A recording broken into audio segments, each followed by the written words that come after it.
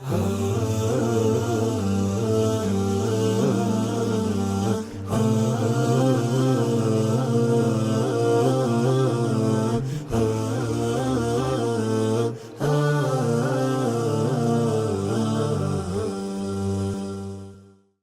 الله الرحمن الرحيم. الحمد لله رب العالمين، وبه نستعين على أمور الدنيا والدين، والصلاة والسلام على نبينا وحبيبنا محمد وعلى آله وصحبه أجمعين. أما بعد، أحبتي في الله، أذكر لكم في هذا اللقاء عن فضل قراءة القرآن وتعليمه. يقول الله عز وجل في كتابه: إن هذا القرآن يهدي للتي هي أقوم ويبشر المؤمنين الذين يعملون الصالحات أن لهم أجرا كبيرا. ويقول المصطفى صلى الله عليه وسلم: اقرأوا القرآن فإنه يأتي شفيعا لأصحابه يوم القيامة.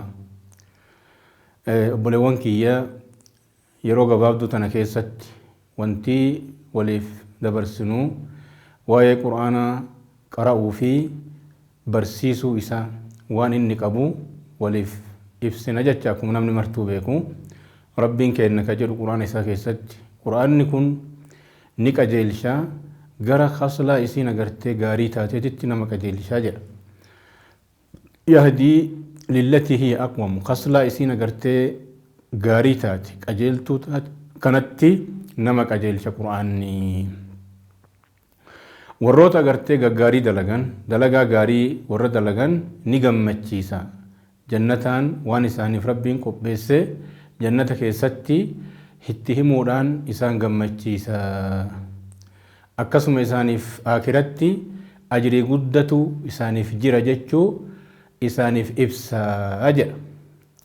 Kanaaf quraanni kuni quraan agartee baraka qabeessa, makkaaldhoo qabeessa, kitaabun anzalnaahu mubaarakun ليدبروا آياته وليتذكر أولو الألباب. أكنا جل ربي قرآن كوني كتابا نتبوفني غرا جيتت يا نبيك يا محمد مبارك بركة قبيسة أكا وان إني جنو لفظي إسا تلشني قرآني معاني إسا اللي بيكني أحكام إسا تصديق أقولني تطبيق أقولني أخبار إسا تصديق أقولني وان إني itti ajaju kana hunda tafakkuranii akka warri aqlii qabu ittiin gorfamuuf quraana kana buufne jedha rabbiin kenna.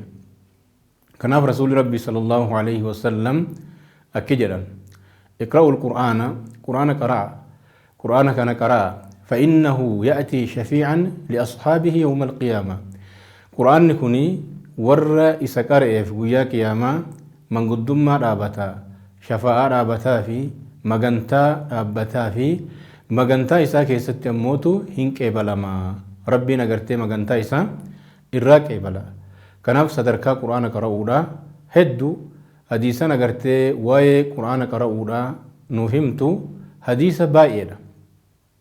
Kanaaf sifa agartee nama quraana qara'uu wayita agartee ibsan hadiisa Abi Muusaa al-Ash'arii radiyallahu anhu wardaahu: مثل المؤمن الذي يقرأ القرآن أكن جل رسول الله أوديس بموسى الأشعري مثل المؤمن الذي يقرأ القرآن كمثل أترجة ريحها طيب وطعمها حلو ومثل المؤمن الذي لا يقرأ القرآن كمثل تمرة لا ريح لها وطعمها حلو أكن جل ومثل المنافق الذي يقرأ القرآن كمثل ريحانة ريحها طيب وطعمها مر ومثل المنافق الذي لا يقرأ القرآن كمثل حنظلة ريحها خبيث وطعمها مر.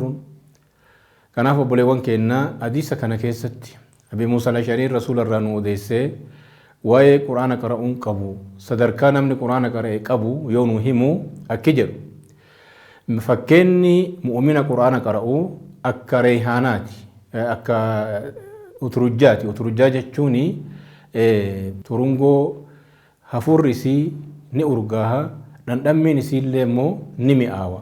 Muuminni quraana qara'u fakkiin isaa akkasii jedha.